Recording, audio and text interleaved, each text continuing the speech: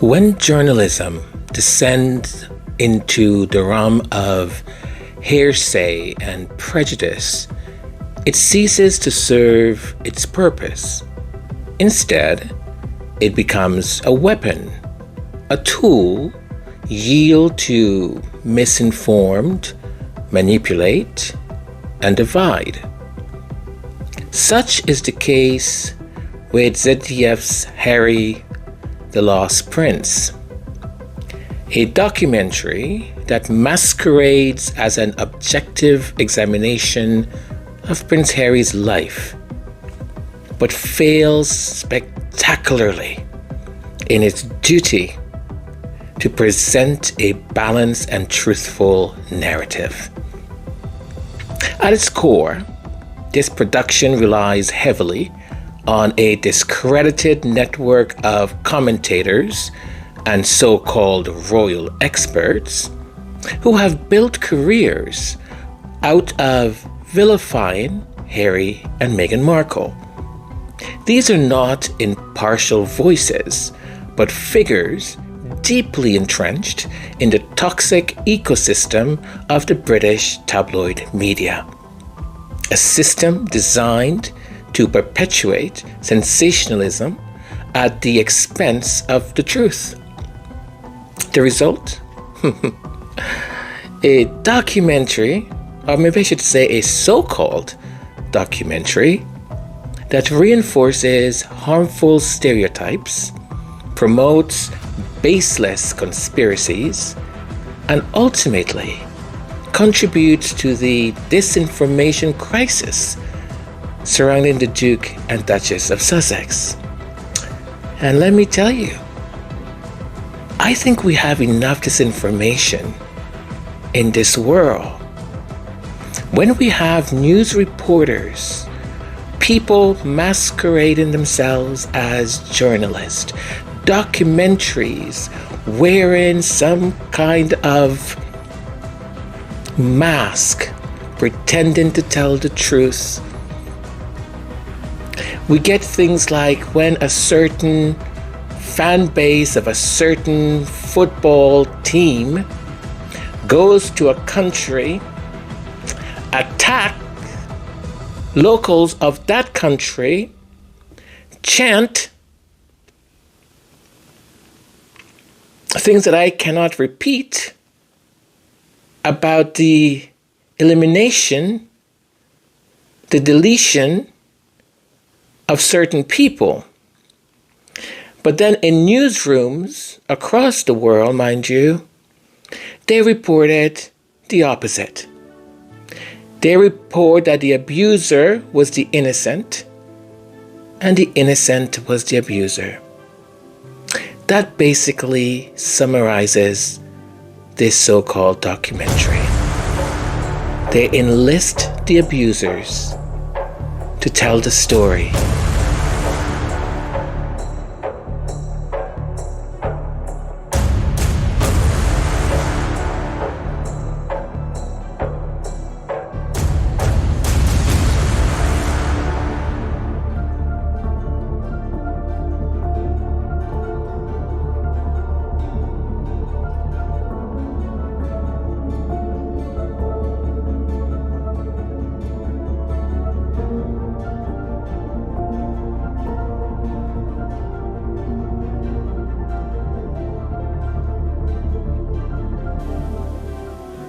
Documentaries are meant to educate, inform, and challenge our understanding of the world. ZDF titled Harry, the Lost Prince, however, achieves none of these goals. Instead, it recycles the same tired, inflammatory narratives that have plagued Harry and Meghan since their departure from the royal family. By relying on discredited commentators and amplifying unverified claims, ZDF's The Lost Prince undermines its journalistic integrity and contributes to a media environment already poisoned by misinformation and bias. At its core, the documentary or so-called documentary, I should just call it propaganda, isn't a balanced exploration of Harry's life. At all. It's a compilation, right, of attacks addressed as analysis, relying heavily on the voices of those who have long profited from spreading falsehoods about Harry and Meghan. For a station of ZDF stature, this is more than a disappointment. It's a disgrace that you even allowed it to go on air. This so-called documentary claims to chronicle Harry's journey from British royalty to Californian independence. But its foundation rests on commentary from individuals entrenched in the UK media anti-Sussex narrative. These are the same voices that day after day after day, just chirping about out in the tabloid stories, citing sources close to them, not close to them. A couple said this, a best friend said that, an insider told us this. None of which can be verified, by the way. The Royal Rota system, which has long acted as the monarchy's unofficial propaganda arm, plays a central role, pivotal, in this documentary. Its members benefit from access to the royal events and use that prestige to weaponize information, and they disinform. They use it as misinformation against dissenting royals like Harry and Meghan. To understand the flaws of CDF putting this on air, this so-called documentary, which is propaganda, one must first understand the Royal Rota system, a deeply problematic arrangement that gives British tabloids exclusive access to royal family members in exchange for favorable coverage. This symbiotic relationship ensures that the press yields immense power over the monarchy. They dictate the narrative. And if whatever narrative they're dictating, you don't follow it, they punish you. So refusal of going along with their narrative, you will be punished. Harry and Meghan's decision to step away from this system was revolutionary and unforgivable in the eyes of the British media. By refusing to play the game, they became targets of relentless attacks. Instead of recognizing this dynamic, ZDF, who put this propaganda piece on air, parrots the same talking points that have been weaponized against the Sussexes for years now, portraying their move to Montecito as selfish and opportunistic rather than a necessary act of self-preservation. Shame on you to air this nonsense. The so-called documentary, or even the broadcaster, never interrogates this system. It doesn't ask why so many of its featured commentators have a financial incentive to maintain the status quo of the British monarchy. Nor does it challenge the hypocrisy of those who criticize Harry and Meghan's efforts to earn financial independence while defending a royal institution that survives on public funds and media manipulation. That's what a documentary does. Or did they forget what a documentary does? Because it's not the documentary. It's propaganda.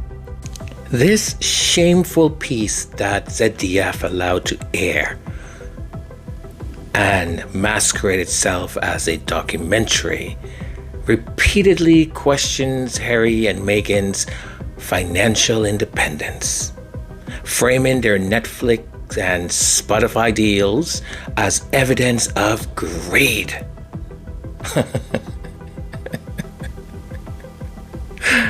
This is laughable. Laughable. When compared to the treatment of other royals who engage in commercial ventures all the time.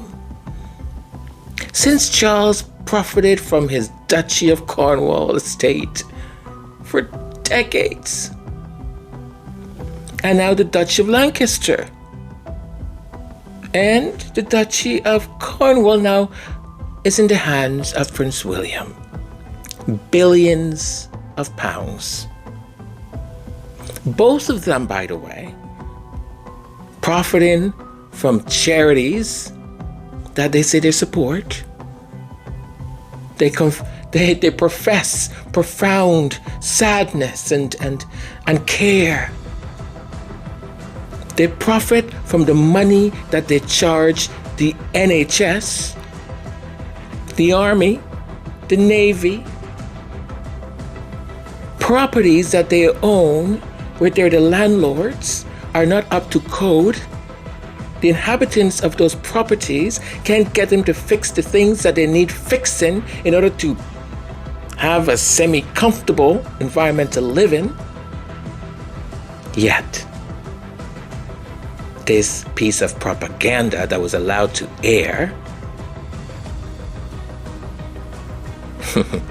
reserves its anger or analysis exclusively for Harry and Meghan, exposing a blatant, you know when you can't find the right word and the one you find in your brain just seems too casual, too ordinary to use, like double standard?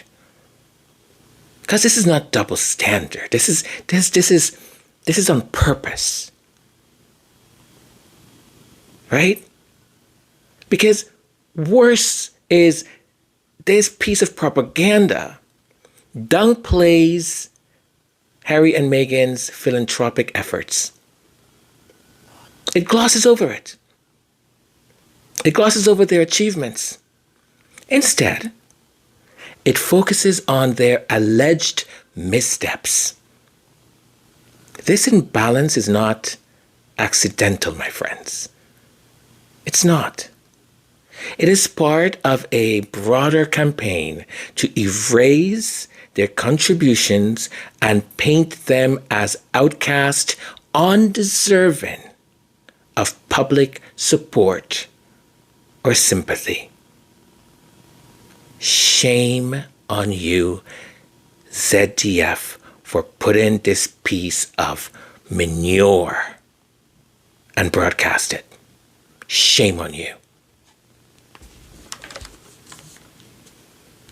ZDF's decision to air this propaganda piece is not just disappointing, it is shameful.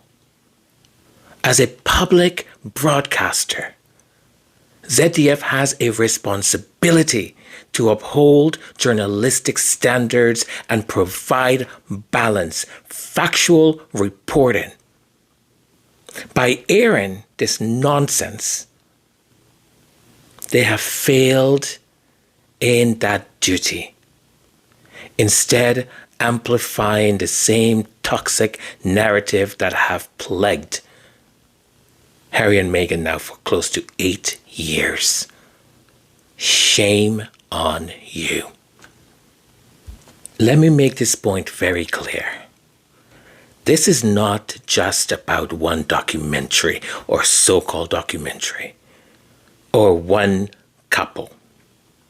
It is about the media's power to shape public opinion and the consequences of that power when wielded irresponsibly. Disinformation is not harmless. This is not without consequences. It erodes trust, damages reputations, and perpetuates these systemic injustices.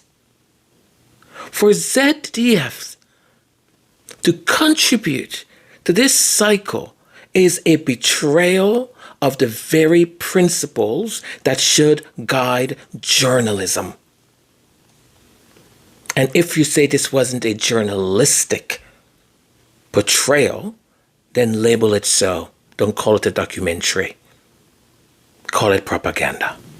What makes ZDFs particularly troubling is how it mirrors the broader campaign against Harry and Meghan. A campaign steeped in racism, classism, and misogyny. Meghan's biracial identity and her refusal to stay silent have made her a target for a British media ecosystem that strives on scapegoats. It isn't just about Harry and Meghan. It's about the systemic silencing of those who challenge power structures. By amplifying these narratives, ZDF legitimizes the very disinformation it should be challenging. It feeds into a cycle where lies become headlines and headlines shape public opinion. The consequences aren't limited to Harry and Meghan. They extend to everyone who dares to step out of line. As one of Europe's leading broadcasters, ZDF has a responsibility to hold itself to a higher standard. Harry the Lost Prince fails this standard in every conceivable way. It doesn't inform, it misleads. It doesn't question, it reinforces. It isn't balanced, it distorts. Documentaries like this one do more than misrepresent their subjects. They erode public trust in journalism. ZDF must do better. It must critically evaluate the voices it amplifies, the narratives it perpetuates. Shame on you. If by any chance you're wondering why I haven't mentioned Ulrika Gurteveit, I just think that why even? Because she can say whatever she wants to say, produce whatever she wants to produce. Ultimately, the people who decide to broadcast it hold the responsibility.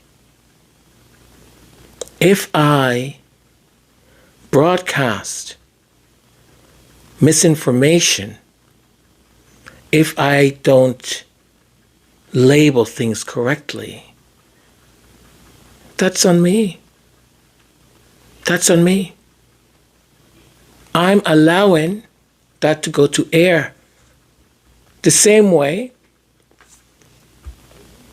how Victoria Newton is responsible for publishing what Jeremy Clarkson wrote. He can write whatever he wants. He can say whatever he wants to say. It's his right. But the person who holds the power to say, yes, that will go to press, because I want our readers to read that, they're responsible. The broadcaster that decide that this is a documentary, when for anyone that has a little bit of analytical skills, can clearly see that it is not. It is masquerading as a documentary. What it is propaganda. It makes me wonder, let me say this, and forgive me,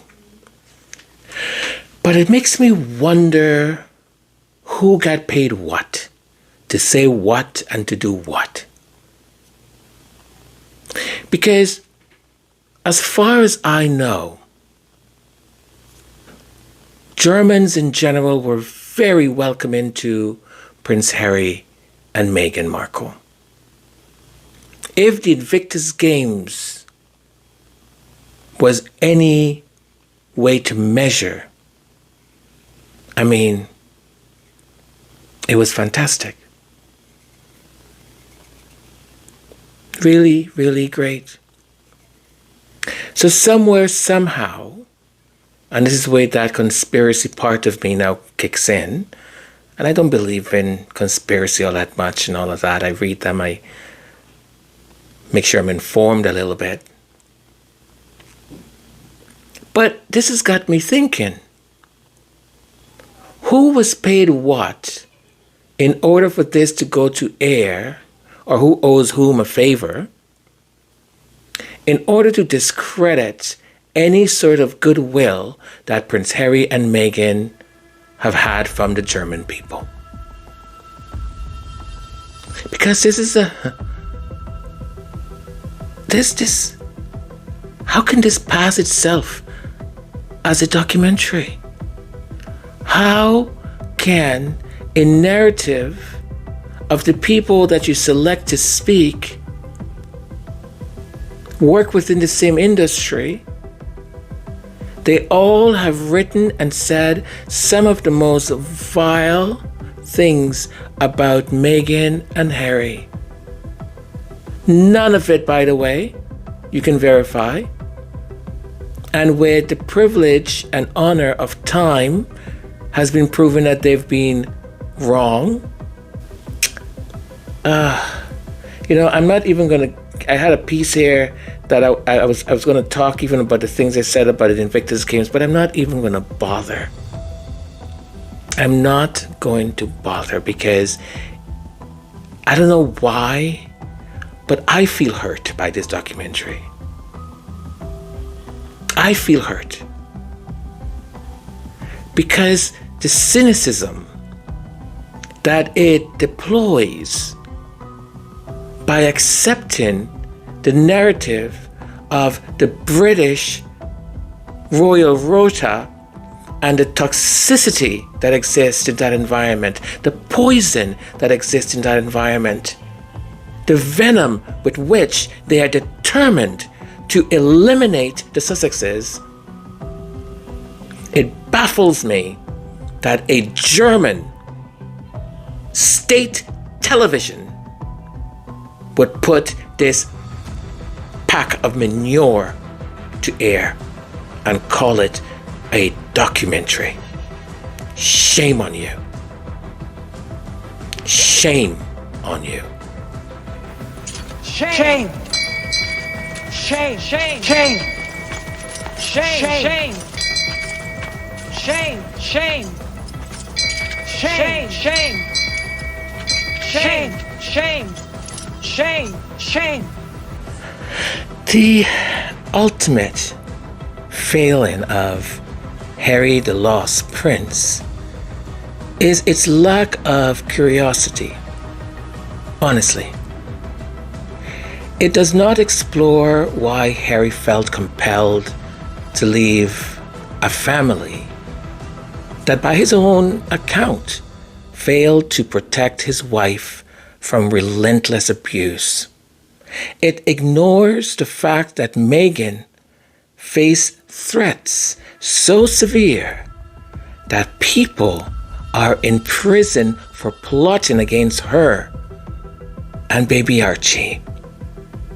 It glosses over Harry's ongoing legal battles against the UK media outlets accused of hacking and illegal surveillance. Actions that show he is not only fighting for his own rights, but for accountability within a corrupt media ecosystem. ZDF's decision to air this program is disappointing, at least. Public broadcasters have a responsibility to present balanced narratives, not to act as a mouthpiece for entrenched power structures. This is not a documentary. This documentary fails to inform. It seeks only to reinforce existing prejudice. To call it a documentary is to insult the very definition of the term. It is a shameful, biased hit piece that does a disservice to its audience and to the principles of good journalism. ZDF and its filmmaker should reflect on their role in perpetuating such one-sided narrative. If this is the standard for public broadcasting, then the German public, and indeed all viewers, deserve much better. Shame on you, ZDF. Shame on you. Shame on you. The truth is very important. No matter how negative it is imperative that you learn the truth. Not necessarily the facts. I mean, that can come. But the facts can stand in front of the truth and almost obscure the truth. It is imperative that students learn the truth of our history. However sad, however mordant, however terrible, we must know it. The only way out of something is all the way through it. You must see it, read it, study it, and then you can pass through it. You see, it is imperative that young white men and women study the Black American history. It's imperative that blacks and whites study the Asian American history. You should know that the Asians built these railroads, that they were brought here, as Maxine Hong Kingston said, to Gold Mountain in the 1850s and 1840s, unable legally to bring their mates for 8 decades. It's important that you know that. Otherwise, how can you make friends? Only equals make friends. You see?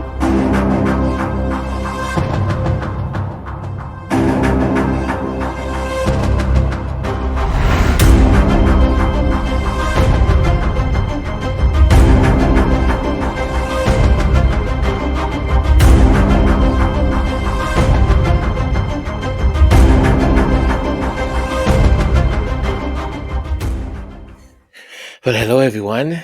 Hello, hello. Thank you for being here. Isn't Maya Angelou just the wisdom is just incredible. Um, Without her knowing, she is one of my mentors, and I carry very closely the things that she said that has actually changed the way I look at certain things or the way I conduct myself in many, many situations. Well, thank you for still hanging in here. For those of you in the chat, thank you. For those of you watching and listening, thank you so very much. It really means a lot to me that when I'm able to do the podcast sort of half live, because I am presently live in the chat, but this is a recording. But it was done today, okay? Like an hour ago or something, that you show up and you come, even if just one of you or two or sometimes none. It means a lot to me, and thank you for still being here. So I wanted to still give a little bit more air to this production, because we shouldn't be calling it a documentary, because it is not. So for this production, because I had done a sort of critique for it before, and it was like a 10-minute thing. And as I kept thinking more and more about it, it just kept bugging me, because also I kept seeing it being quoted and referenced in international media. And this is how they do this stuff, right?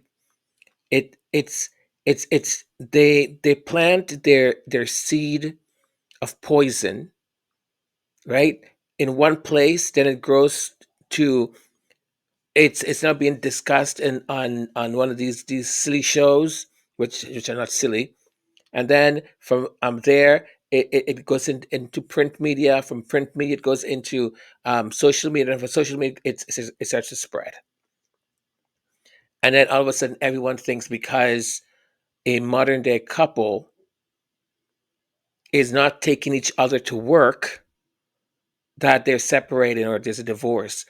I'm like, uh, are we thinking? Are we using our frontal or our back or our sideway lobes? All of them. Are we using them? Because some people are not, obviously.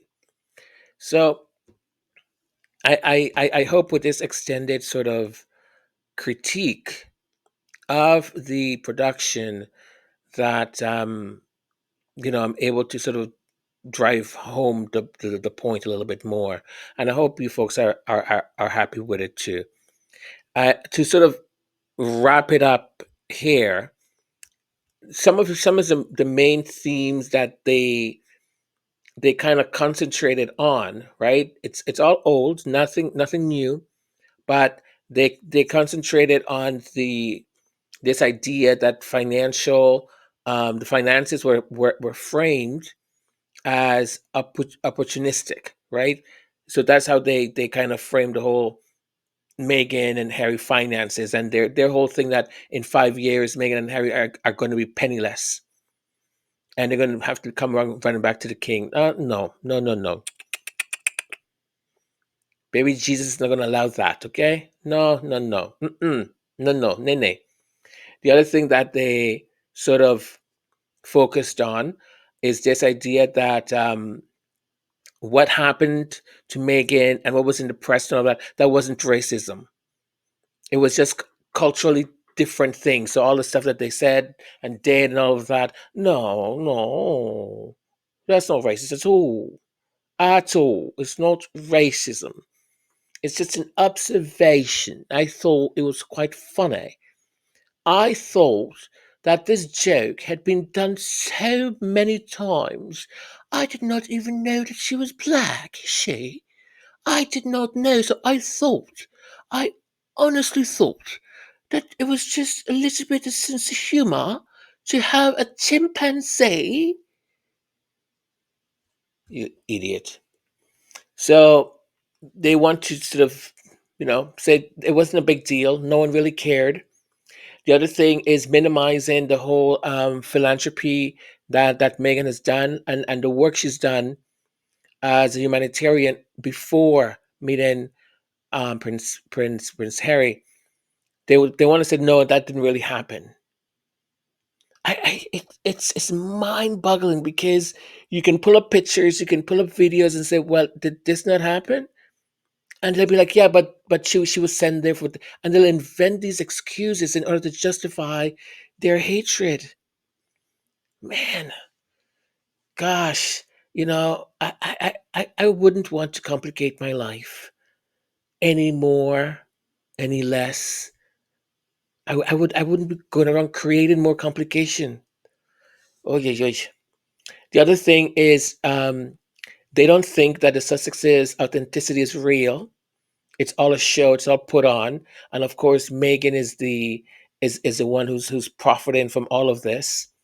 Um, they also disparaged Archwell, and the charities and so on. Like oh, you have to have, and I know I say this, and I know this, that they're just absolutely rotten in the inside, right?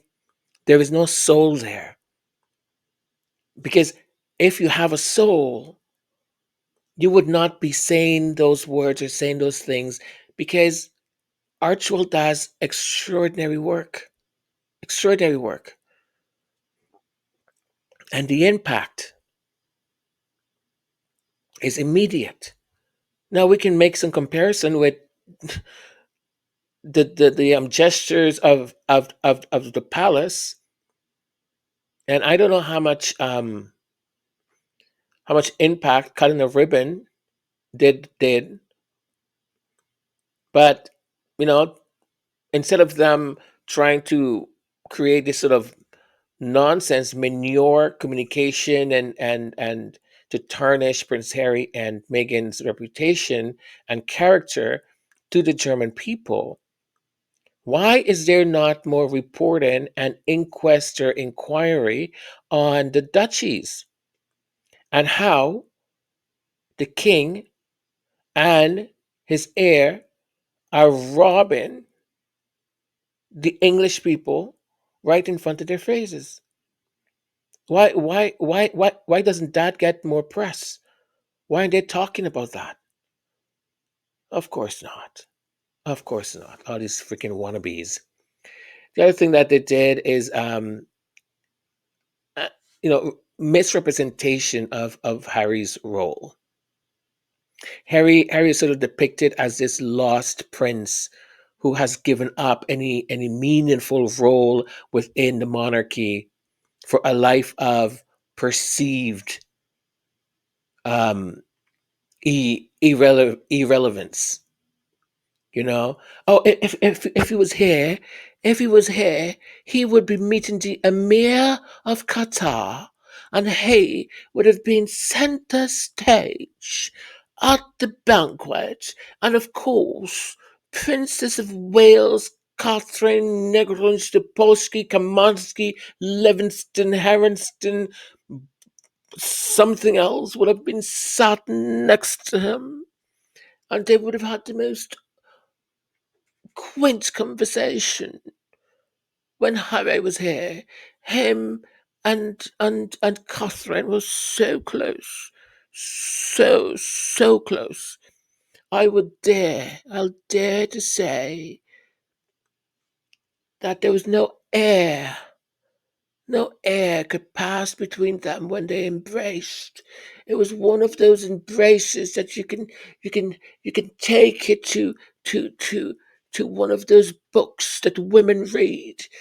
Those big books with the chap on the cover, and he's muscular, and he's dripping in oil, and he has all the, oh God.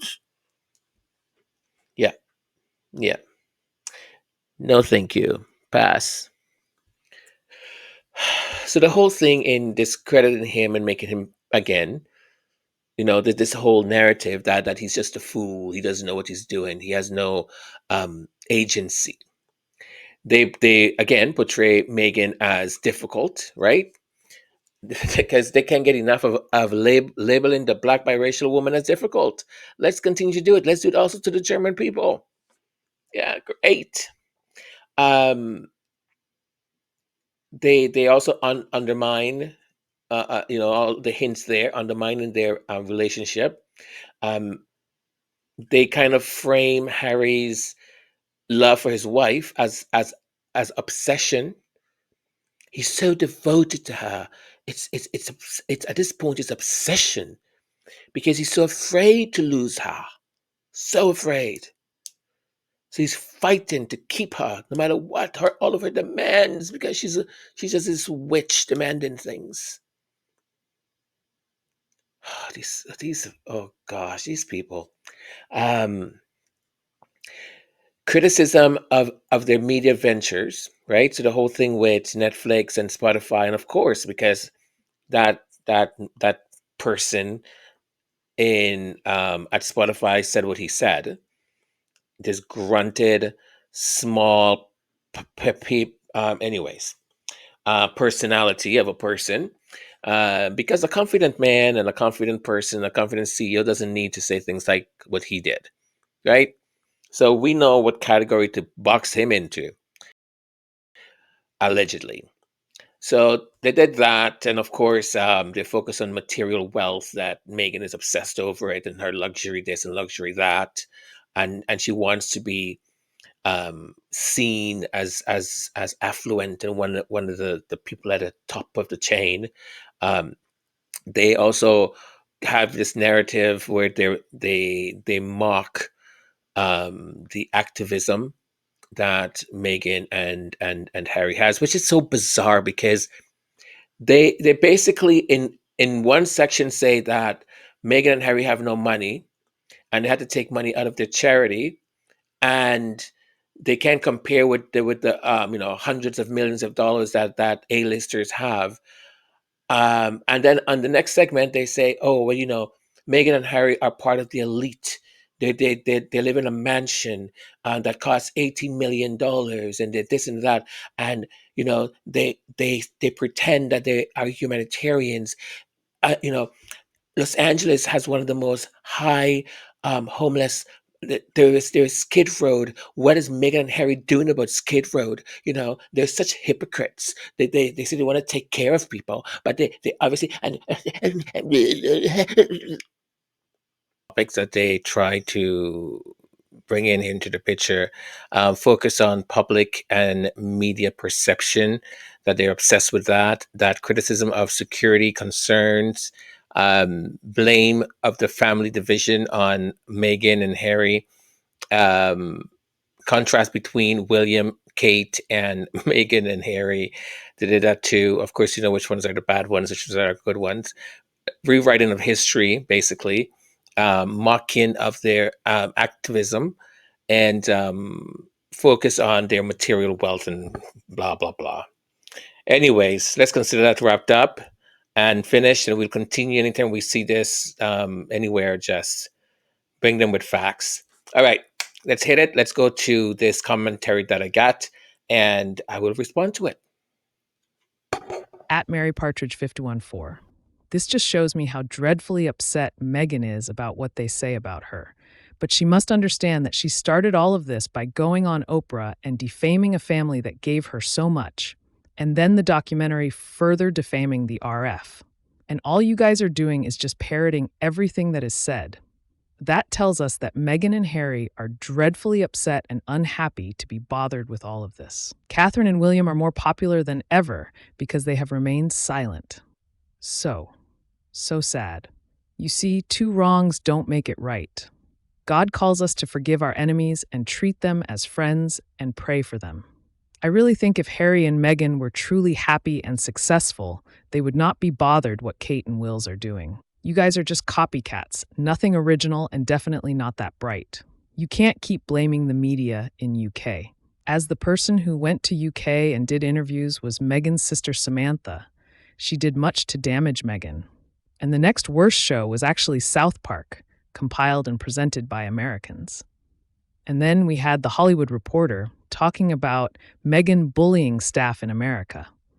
And most people believe family squabbles should be kept private and not made public for lots of money. So there are factual, logical reasons for people to question their actions and behavior. I think people on both sides should stop the nastiness about each other. I mean, on social media, we read that Kate faked cancer and that William is having an affair. So there is a lot of abuse emanating from the Sussex camp. Maybe you are not aware of this. And Meghan, who never invited her black relatives to her wedding, can hardly call the RF racist. After all, would a real racist spend over £30 million on a wedding if they were racist? I think not. In fact, the RF liked the fact that she was biracial, as it made them look modern. Charles organized the black gospel singers, and he and Catherine are definitely not racist. So, you really need to go to the facts and the evidence. It's great that you support those two, as all people need promotion. First of all, thank you for your comment and for taking the time to share your perception. I also am a person who lives in a world of facts. I can speculate and say, well, it seems, or it's being said, but the facts are this. So I am with you 100% on that. So I will do my best to present the facts that I have. But first, I want to just give a general commentary and address some of the points that you've made and provide some clarity on some misconceptions, I think. Firstly, I find it important to emphasize that the criticism of Meghan and Harry are often rooted in a media narrative that has been deeply biased. And that is me being quite general by saying biased, right?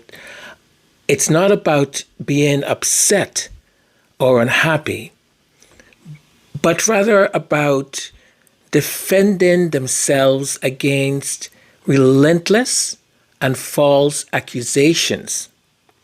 Prince Harry is actively suing several media organizations, including Rupert Murdoch's empire, for unlawful practices such as phone hacking. Okay? This speaks to the broader issue of accountability. In the media, and the sort of harm way that they have created with the things they've published and said, right? And journalism that is absolutely unethical in regards to some of the things that they have done and said. Now, regarding the Oprah interview, to be quite honest, I'm so sick and tired of people referring to the Oprah interview, because I've watched that interview about 3 times now. And I still don't know what people are so upset over. I really don't know. It's worth noting that Harry and Meghan shared their experiences. Let me repeat that. They shared their experiences, which included deeply personal struggles, such as mental health issues. Now, that wasn't talked about a lot because who is creating all this hype? The media. This wasn't about defaming anyone, but rather shedding light on the systemic issues they faced. Conversations around institutional racism and a lack of support are not defamation, my friend. They're reflections of lived experiences. And let me remind you something else too. Harry and Meghan, when they left the UK and then COVID happened, they spent an entire year without saying one word. A year. And every single day there was tabloid story after tabloid story about Meghan this, Meghan did this, Meghan, Harry this, Meghan this, Meghan. And even Harry himself has said this. This is all public. Where he has said, we thought we'll go away, right? So they can't write stories about us or anything. We'll just stay by ourselves. We're not going to say anything. And let's see what happens. Hopefully everything just cools off. And they did that. And the tabloids in the UK just doubled down. If you don't believe me, go check archives. Now, as for the idea that the royal family gave so much, while Meghan was married into a wealthy family, wealth and privilege don't negate the possibility of mistreatment. Maybe you're okay with that, but I'm not. Just because you live in a mansion or you live in a castle or you live in some cottage with a very wealthy family and they're abusing you or people are saying awful things about you, you should just shut up and put up with it. I do not agree with that at all.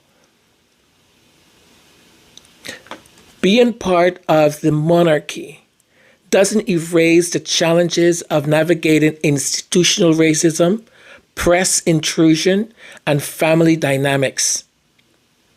Meghan herself has spoken about her struggles with unaliving herself thoughts, which were compounded by the hostile media environment. Imagine waking up every single day and there's 10, 15, 20, 25 articles written about you, something that you did that you didn't do, somewhere that you said something with someone that you never said.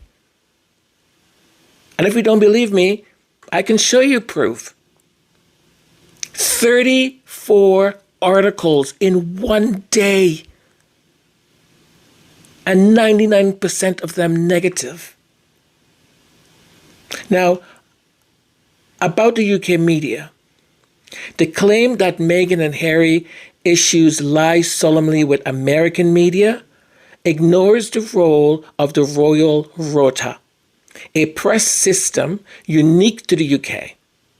Harry himself has detailed how certain tabloids collude with palace insiders to spread damaging stories. Shows like Talk TV and tabloids like The Sun and the Daily Mail regularly publishes unverified and extremely biased stories about the Sussexes. And Harry has cited these attacks as a direct reason for their departure from royal life. Now, concerning Samantha Markle and South Park, Meghan's estranged half-sister and a satirical cartoon are hardly credible sources for forming a judgment about someone's character. Their inclusion in this argument highlights the Look, those two examples means nothing to me. Nothing at all. They're inconsequential for the narrative being pushed against the Sussexes. Who do you think gets Samantha Markle over in the in the UK all the time? Who interviews her? Who publishes her interviews? The UK press. They pay her. Regarding forgiveness, forgiveness is a personal journey, but it doesn't negate the right to hold others accountable for wrongdoing. While Meghan and Harry have shown resilience, their critics, including elements of the UK press, continue to perpetuate harm. on these two people? Would God endorse ongoing attacks and lies? Listen, I don't know you, you don't know me. It's been close to 8 years. Imagine you've got 8 years and people you don't know are writing articles about you, inventing stories about you for 8 years, nonstop, every single day. Attacks and lies. Wouldn't the principle of treating others as we wish to be treated call for a, I don't know, for the media to stop that kind of abuse on this one woman? Lastly, in regards to this general commentary, I want to say the idea that Meghan didn't invite her black family to her wedding is I honestly don't know what to say about it. I don't know. We know that Meghan doesn't have a very large, at least what I know from what I've read, has a very large family. That's why she always dreamt and dreamed of having a large family. That's why she said when she went to for the Christmas dinner and she called her mom and she said, "Mom, I'm so happy." She goes, "There's so many of them. I've always dreamt of having like a large family like this." So how does a person who is so happy to have that all of a sudden becomes this evil witch that so many people believe that she is? It doesn't just happen overnight. Right? Now, Meghan Markle has been doing theater. She's done the suit, the series that basically give her pushed her into becoming a star. She was in Toronto for close to 8 years, 7+ years. She did charity in Toronto. She did a whole bunch of other stuff. Not once anything bad was said about Meghan Markle. Everything was just glowing reviews about her. She's great to work with. She's so kind. She's so nice. She's so friendly. And you go back and you ask anyone before her marriage into that family, and everyone says the same thing. Then all of a sudden, what? She married Prince Harry and became the evil witch of the South? Like, one has to question what one reads, what people say, and where we're getting that information from. Because you cannot say to me that a person who has lived their experience, who's been brought up in that family, who wrote his experience about how he was brought up, that he shouldn't be talking about it. He has all right to talk about his experience. Because there's been 30-something books written about Prince Harry. Other people have made money off of him. These people who call themselves royal correspondents, royal this, royal that, they've made money off of him. So he decides to set the record straight and say, well, this is my life. And I'm going to put everything out there, everything, even the silliest thing about talking about my penis. I'll put it there so they have nothing against me that they can hold against me ever. And he did it. And I applaud him for it because, believe it or not, that book has helped a lot of people understand family dynamics, understand abuse, understand institutional abuse. It's done amazing things, that book. He did it because he had to. Because everyone else, and again, put yourself in his shoes for a minute. Put yourself in her shoes for a minute. Look, I have nothing against The royal family, I always like the royal family, with the exception of what happened to Princess Diana. I'll be honest, I never really liked Camilla. Never my cup of tea. Charles, I didn't find him very warm, very kind. I always thought he seemed kind of standoffish. And to learn the things that he has done, it's really ruthless. But you have to understand also that there's an entire mechanism that protects the crown. And it's a mechanism that two people are trying to fight against. The crown is powerful.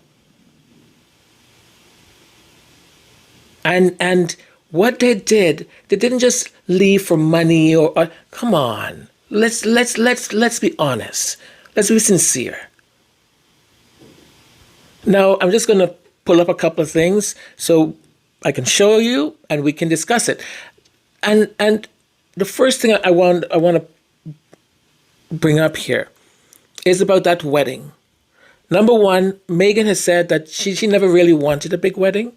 She would have loved a small wedding, but she understood that marrying into the British royal family, that it was going to be a big wedding. She didn't have any say in it. It's not something she could protest against. She had no say in it.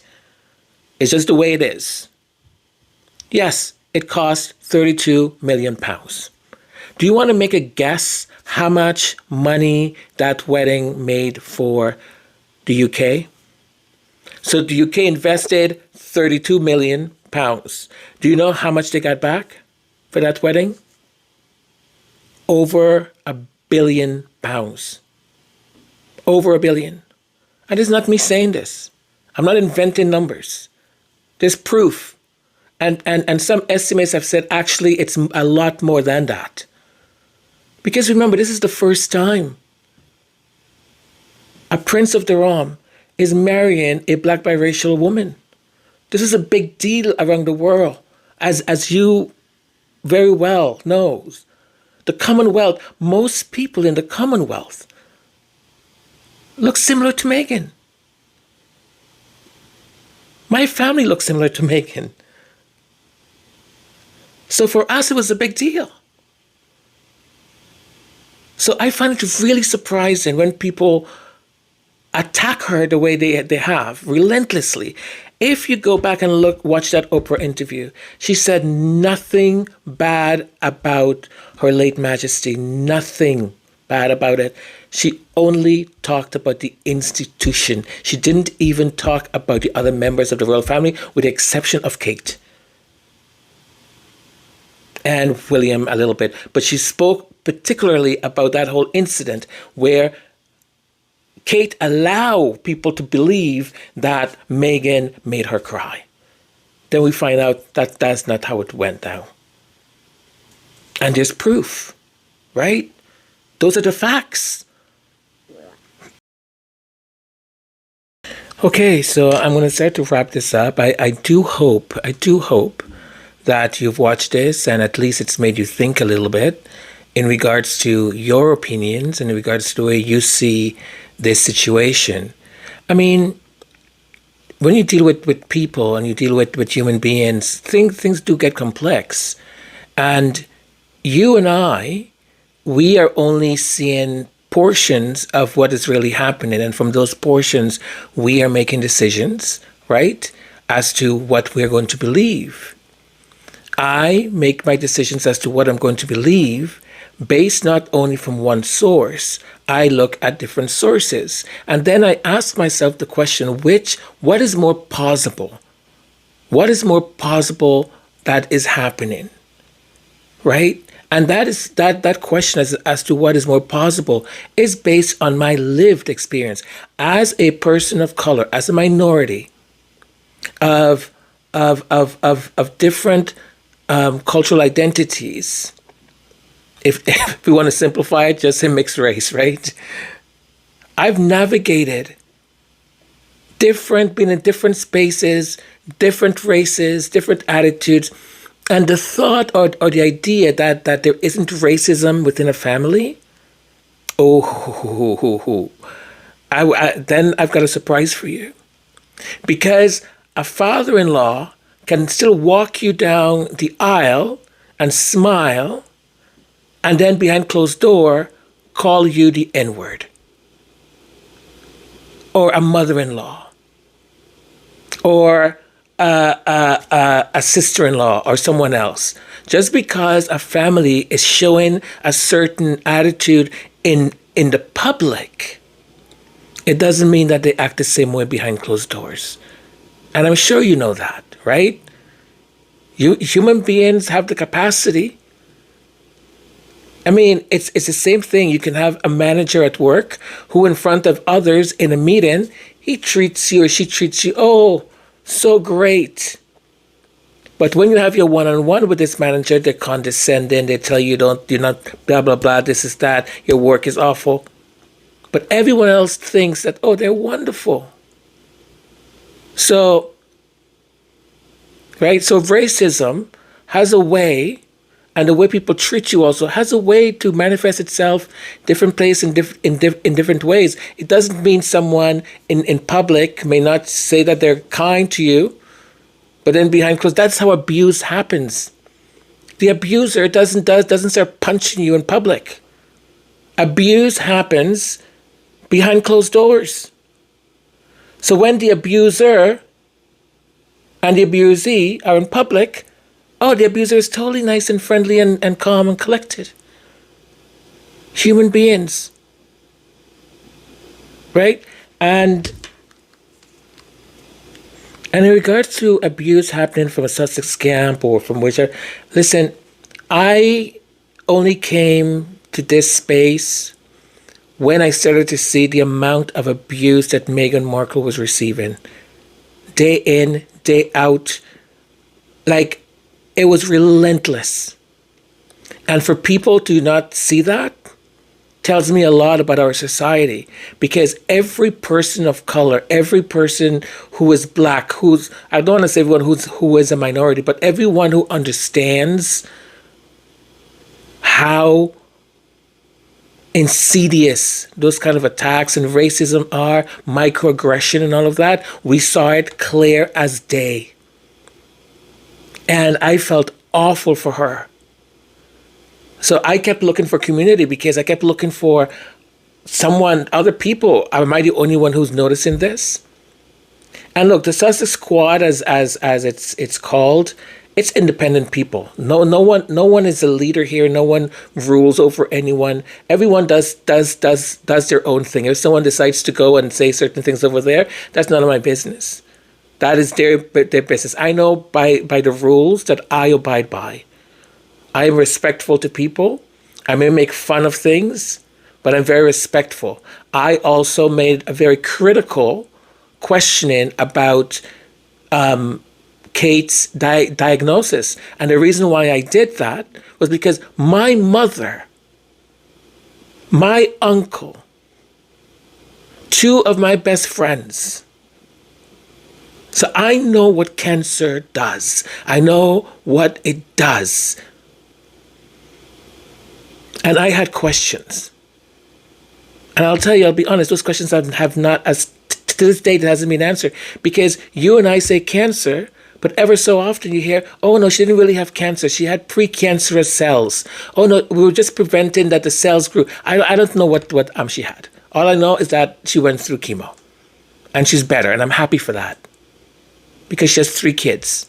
And I want those kids to grow up and have their mother with them. Because I know how I felt when my mother almost lost my mom. I know how that felt. I'm feeling it right now, actually.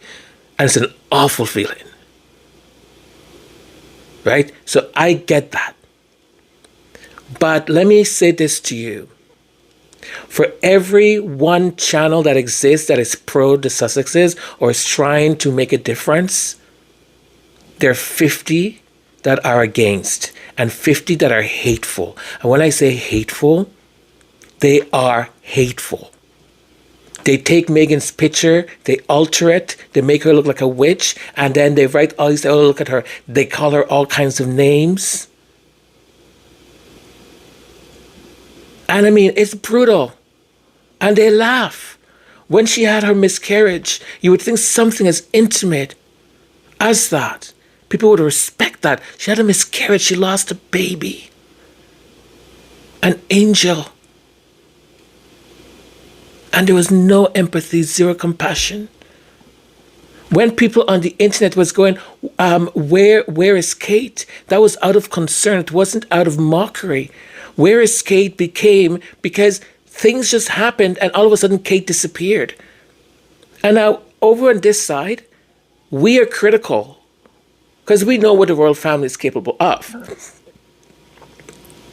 And I'm not saying directly the royal family. The institution protects itself against anything and everything. So asking the question, where is she? All of us should have been doing that. Show signs of life so we know she's okay. We were concerned about her. None of us here wants anything bad to happen to her. She has 3 kids, for heaven's sake. So, the other thing you said too is that Meghan is abusive towards people and the Hollywood Reporter thing. The Hollywood Reporter, that was just a hit piece. The owner of the Hollywood Reporter, who before they've never written anything like that about Meghan, all of a sudden, out of nowhere, they wrote this with anonymous sources. It's always anonymous sources. No one willing to come forward and put their names on it because the person doesn't exist. They don't exist. That article came about from the Hollywood Reporter because the owner of the magazine is in talks with Rupert Murdoch. So you see, things are not just at surface level. Things get quite complex. And for myself, I'll talk for myself, I tend to want to know, okay, they're saying this. Why are they saying that? What's behind this? Because I will never take anything that's just written or someone says it, that I want to take it for granted. No, I know how media works. And that whole thing about her being abusive, not one staff came forward. You know who the one who started this whole thing about her being abusive? It was the right-hand person to Prince William. The right-hand person of Prince William is the one who started this. He's the one also who was willing to go and testify with the authorization of William to testify in court that he helped Meghan write the letter to her father. So in other words, he was going against her. I mean, she still won because it was a lie. It was completely a lie. Why did the palace not disclose? If she was so horrible, I'm sure they would have been very glad to disclose and say, look. They didn't. So this whole thing about her being abusive and this, that, do you really think she is? I mean, if you do, that's your opinion. I don't. Okay, my friend, I have to leave it there. I've talked enough. I hope you've gotten something out of my response. If you haven't, that's okay too. I felt compelled to respond to you, and I usually don't do this, but whether it's God above or just the feeling that I've got, that I wanted to respond back, and I hope with my response, with your thoughts, that you find what is going to be right for you. And the opinion that you're going to hold secret to you. I know which ones I hold secret to myself, right? Anyways, I wish you all the best. Thank you very, very, very much. To everyone else who's still here listening or watching, thank you for your patience. Love you all. I'm going to just end it abruptly here. I need to get a drink of water. Love you and thank you. Bye for now.